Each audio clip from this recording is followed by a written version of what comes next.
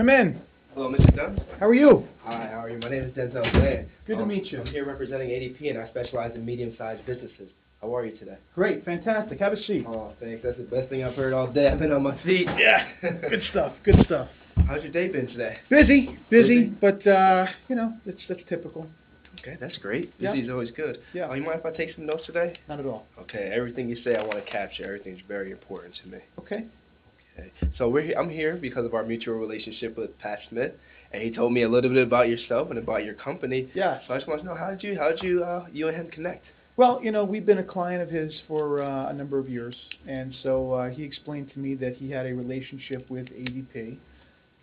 You know, we had some dialogue about some of our internal processes here, and he had mentioned that he thought it might be a good idea to meet with you guys. Quite frankly, you know, I know a little bit about you guys. Mm-hmm. Big company, big operation. I'm just not sure how, you know, we're as a small non-for-profit, we're going to be a good fit for you. I just want to tell you that up front. I mean, I don't want to waste your time. I'm not here to waste anybody's time. Yeah. I'm glad you did that, and I'll definitely reciprocate that. Okay. But today's been a great day. I mean, you can't complain about it. I mean, it's actually pretty warm outside. I'm actually happy about that. You think this is warm? Yeah, I actually got rid of the pea coat for today. All I needed was a suit jacket. Okay. All right.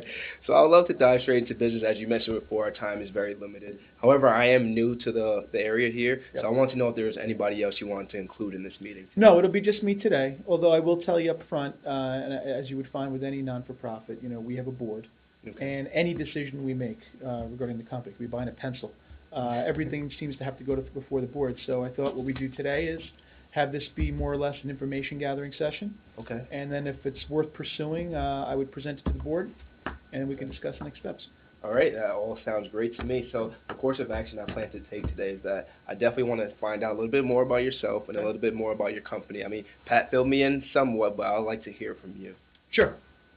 So can you please describe a little bit about what you do and about your company, your role with the company? So I'm the director of operations here.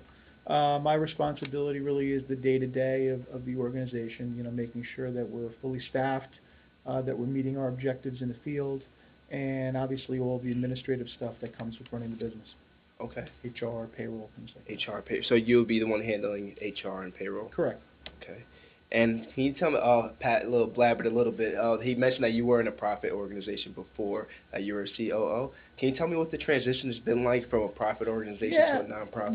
Really, Denzel, a personal choice. You know, I think I wanted to transition my career a little bit. I thought that the opportunity with this organization in terms of its mission would be rewarding. Mm-hmm. So, you know, I didn't anticipate making the change from a for-profit to a non-for, but it's been great so far. Oh, that's awesome. That's great to hear. Are you facing any challenges with the move? Personally, no. You know, I think anytime, you know, we're in a non-for-profit, but there are challenges in growing. We do want to grow. Okay.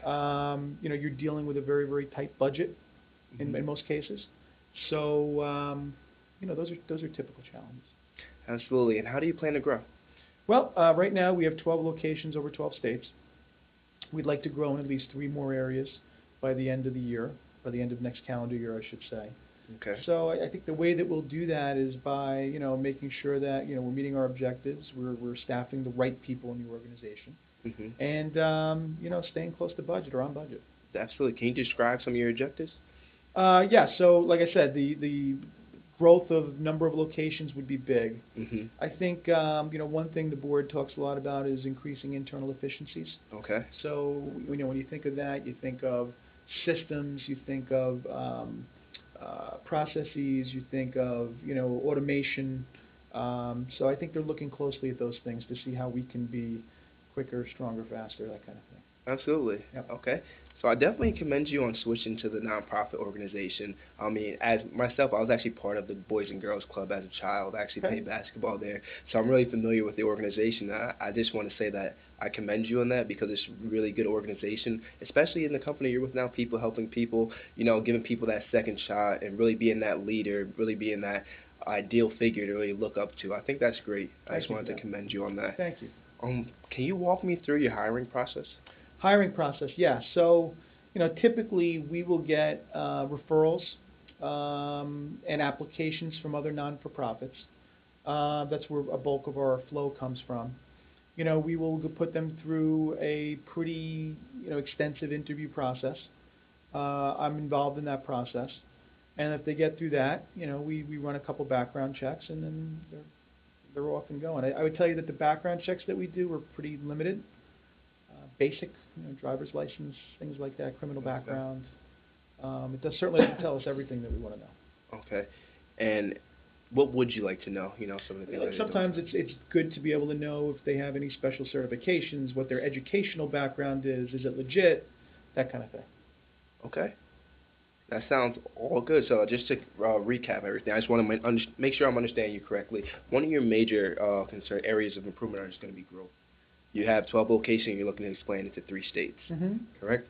So what is the communication like between all those states? How do you handle paying all those employees and complying with some of the compliance So we have laws? one federal ID number that covers all those different locations.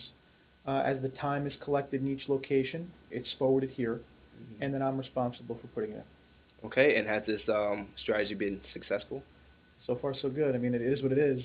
It's a necessary evil, so we do what we can to make it as efficient as possible, but so far, so good, I guess. Absolutely. So between all these locations, all these different states, as you know, I'm probably sure you're aware of that there's different state laws and state compliance laws. Yep. So do any numbers fall through the cracks from time to time? Well, we have an off-the-shelf software package that we use to process the payroll.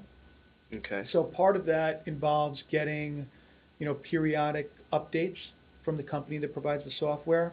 And usually the updated tax tables are in that software. Okay. Yeah. All right. And is that an efficient piece of software? You mentioned that it was off the shelf. I mean, listen, it does the job. I mean, basically our requirement is only that it calculates the gross to net, which it does. So then from there, I take responsibility for making the deposits. Okay. And also doing the filings on a quarterly and annual basis. So that's a manual process. The back end is, yes. Okay, and how's that impacting your business? I'm sure you want to delegate your time towards other tasks. Yeah, I mean, listen, if I could spend more time doing more productive things, there's no question I'd be doing that. But we've had our share of issues with the back end. Okay. And how much time does it take you to really do the back end of things? I mean, the whole process, every time we do payroll biweekly, is somewhere between 3 to 5 hours. 3 to 5 hours, would you say a week? Every time we do it, so biweekly, okay. yeah. Okay, perfect. So, so you walked me through your hiring process. How are you hiring these candidates? How are you obtaining these candidates? They just walk in and knock on your door? No, like I said, they're usually typically referrals from other organizations that are not-for-profits, or we'll put out job ads and they'll apply, and we'll screen them and interview them, and we go from there. Okay, and once they're hired, how do they know what to do? Well, we have a thorough onboarding and training program to let them know what their responsibilities are. I would tell you, Denzel, we probably have a handful that didn't meet expectations. Okay. So not a perfect system by any means, but what's a perfect system look like? I don't know. Okay. All right. And what are those expectations in the training program? Well, obviously we tell them what they need to be doing out in the field. But we also have some internal expectations in terms of how they're supposed to operate here professionally. Okay. And we've had a few situations where we brought some people into our kitchen, so to speak, that didn't meet some of those internal expectations, and they were let go. Okay, and how did that impact your business? Oh, you always want to be fully staffed, and then anytime you lose somebody, you're dealing with not only being understaffed, but having to go through that whole hiring process again. I hear you. Okay. So, but to be honest with you, I'm sure you guys probably have 500 ways you could solve that problem, but we're so small. I mean, like I said, I don't even know if it would be cost effective for us to even look into that. Okay. To be honest. All right, being upfront, and I love that about you. Well, some of the things that you mentioned, what I'm grasping, you don't really have a job description. You have a training process, and you don't have an employee handbook. It's mainly based on this training process. We have a job description, but I think our screening process is probably where the gap is. Okay, the screening process. Okay. So I know cost. You keep mentioning cost. That it's a big thing for you. Do you have trouble managing the compliance laws? Staying within laws. Have you ever been fined? Yes, we've had some penalties. Okay, can you describe those penalties, or those penalties for? I would tell you that the penalties are more or less the result of inaccuracies. Okay. And a few of them had to do with timeliness, but mostly because of inaccuracies. Inaccuracies. The gross to net that gets fed to us by the software. I guess it has its limitations, but we've been dinged a couple times with penalties. Okay. And those are quite costly, correct? Figure anywhere from 500 to 1,500 Mm-hmm. has been our experience. And between 12 states, so about 10,000 to 12,000. No, it's not that we have one per state. It's Okay. for, they're for the company per Mhm. late filing, so, per late deposit, so it doesn't always multiply times 12. Okay, I hear. Yeah. So you mentioned some things that some things are not done in a timely manner, correct? And those can lead up to fines. You said from 500 to 1,500, but from my previous experience, I've been with ADP for quite some time now, about 4 years. Those delays actually lead to at least thousands of dollars in fines. At least 1,000. The second offense is 5, and the third is 10,000. Mm-hmm. So I guess you've been slipping under the radar here, but Yeah. I don't know how much longer that's going to last. I don't either, but the problem is that we are so short-staffed, and even when we're at our fully staffed position, still not enough people. Okay. There's only so much time in a day. We do the best we can with what we got. So Okay. I don't know if it's unavoidable. Mhm. We don't like to look at it as a cost of doing business, but it's what it is. Okay. I mean, I'll bet you that the cost for ADP would far supersede the amount of those penalties. So I mean, maybe we're not so bad off. Okay, so the cost, I'm glad you mentioned that. I want to dive into that.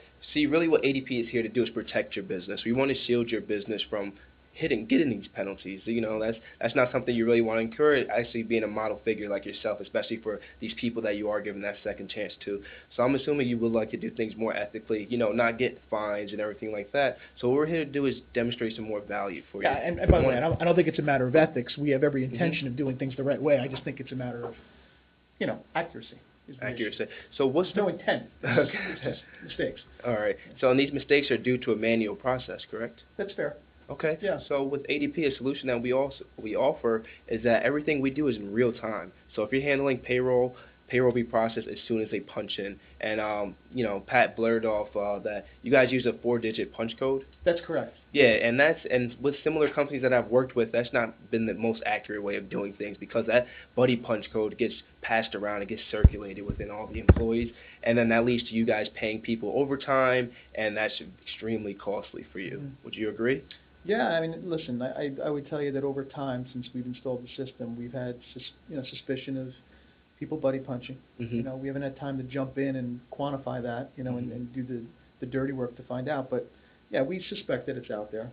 That's out there, correct? So that's extremely costly, paying people overtime that don't deserve it, people being there that really aren't there. Frustrating that you might be paying people that are not on the shop floor, so to speak, that are supposed to be. So yeah. Okay, and ADP actually we can offer a username and ID that way people can punch and it'll be them that are actually in the store. Okay. Okay, and also I know this is our first meeting, so a lot on my initial meetings I like to bring a little brag sheet, and this is a testimonial of the Boys and Girls Club I mentioned that I wasn't part of. I actually worked with them last year in 2013, and I really helped them streamline their administrative department. So the transition This is the client of ADP. Correct. It is, okay. So from a service standpoint, though, I mean, this must be a big operation, because I can't imagine, us getting a personalized level of service being such a small company. So, I mean, I would imagine this Boys and Girls Club's big, right? No.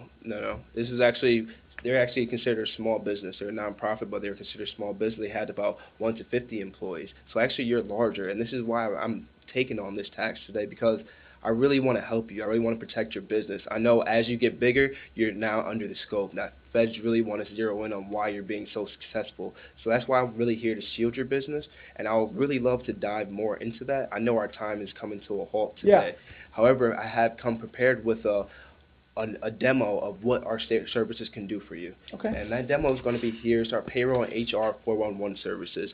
So what I'm prepared to do is leave this with you today, so that at our next meeting I can pick it up. You can tell me what you thought about it, and then at our next meeting we'll be able to talk about it further and recommend some tailored solutions for you. That sounds good. So why don't we do this? Why don't, before we set our next meeting, let me take a look at this. Okay. And then I'd like to make a presentation to the board. Okay. And if they feel like it's worth pursuing, then I'll call you. Okay, so I really would love to build this trust. Today's Friday, so how about I check in Monday, shoot you over an email, or I can stop by the office and let you know the progress of everything? Okay. I don't know that between now, it's Friday, and Monday I'm going to have time to do that. Maybe a little bit later on. Okay, Wednesday? Well, next week's Thanksgiving, right? Okay. So what do you want to do? You want to call me Wednesday? Yeah, I'll call you, or I can stop in the office. Okay. And in case I have any questions or anything like that, you want to?